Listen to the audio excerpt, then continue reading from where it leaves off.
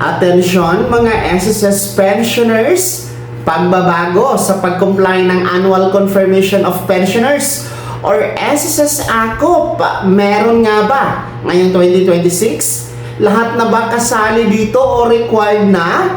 Pag-uusapan natin yan mamaya-maya. Hello mga ka-vlogs! Welcome po dito sa aking YouTube channel. Magandang araw po sa lahat ng mga manonood. Saan po kayong dako sa mundo? Kumusta kayo mga ka-vlogs? Eto ha, pagbabago po sa pag-comply ng AKOP ngayong Enero o ngayong taong 2026. Meron nga ba? Lahat na ba required magpa-AKOP? Ano ang mangyayari kapag hindi ito nagawa? Well, una po sa lahat, atin pong balikan ang SSS Circular number 2023-013, yung may subject po na revised guidelines for annual confirmation of pensioners program, mga ka-vlogs, o yung AKOP na tinatawag natin. Para po sa mga baguhang pensionado, ang AKOP po ay isang annual reporting o every year na reporting sa SSS, no? Kung saan ay para malaman po ng SSS na yung pensionado po na tumatanggap ng pensyon monthly ay talagang totoong tao at buhay na buhay pa. Kasi marami po ang mga nangyayari before na matagal nang patay ang pensionado pero patuloy pa rin pong tumatanggap ng pensyon. Pangalawa, yung ating mga survivor pensioners, yung iba nag-asawa na ng iba, no? Pero tuloy-tuloy pa rin po ang pagtanggap ng pensyon. Bawal po kasi yon. Kasi kapag nag-asawa kayo ulit, mga survivor pensioners, kailangan po yung ipasa sa next beneficiary. So, yun po yung purpose bakit kailangan o required magpa-AKOP. Well, kung balikan nga po natin ang circular number 2023-013, ang nire-required lang po magpa-AKOP ay ang ating mga pensionado na merong edad na 80 pataas, no? 80 anyos pataas. Noon kasi lahat kailangan magpa-AKOP every birth month. Pero dahil nga po dito sa Circular 2023-013, kaya nga po yung subject niya is revised guidelines dahil ang magpapa-AKOP na lamang is yung mga merong edad na 80 pataas. So, yun po yung isa sa requirements or criteria kung sino po ang magpa-AKOP. Pangalawa, kailangan magpa-AKOP, no? Ang schedule po nito every birth month, no? Tuwing birth month nyo po. Halimbawa, ngayong buwan ng Enero, no?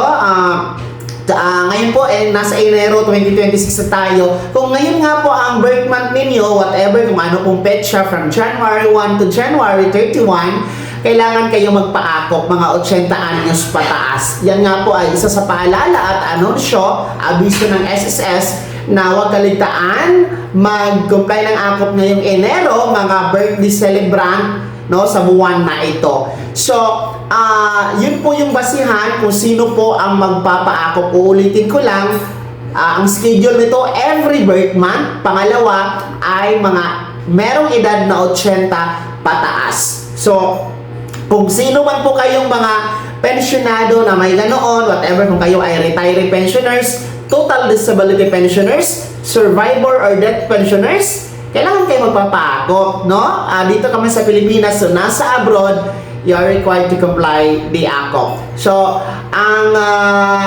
gagawin po ninyo para makapag-comply kayo ng AKOP ay meron tayong mga iba't ibang paraan. Una, pwede po kayong mag-walk-in sa mga pinakamalapit na SSS branch sa inyong lugar. So, you can walk in po kung accessible lang naman po ang branch na malapit sa inyo ni SSS. Mag-fill up kayo doon ng AKOP na form, tapos i-file nyo lamang po, no? And then pwede din po authorized representative, no?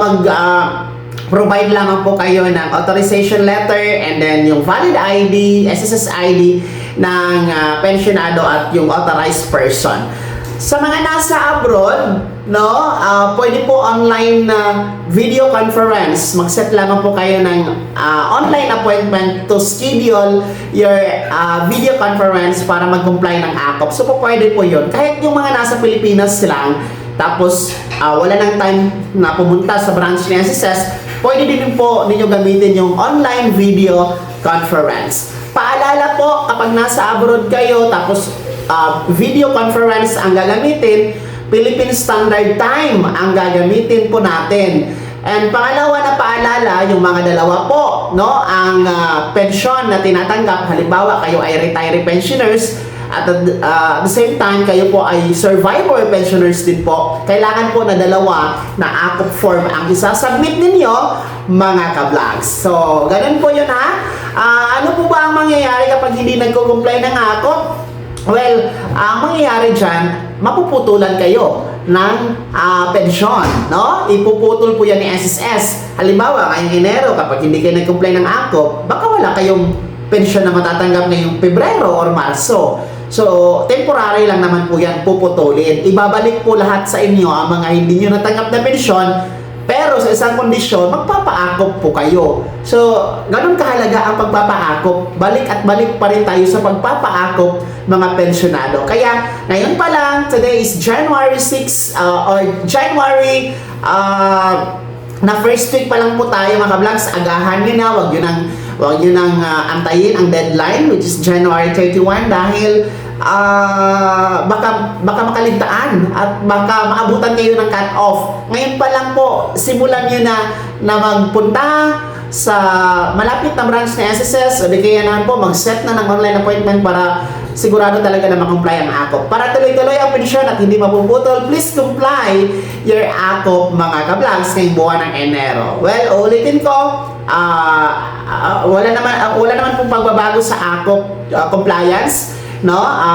Lilinawin natin, hindi lahat ang required ang magpa-AKOP, no? Ang required lamang ay mga 80 anyos pataas ang edad at tuwing buwan ng kapanganakan. Kaya naman sino sa inyo dito ang dapat mag-comply ng AKOP ngayong Enero, may buwan ng kapanganakan?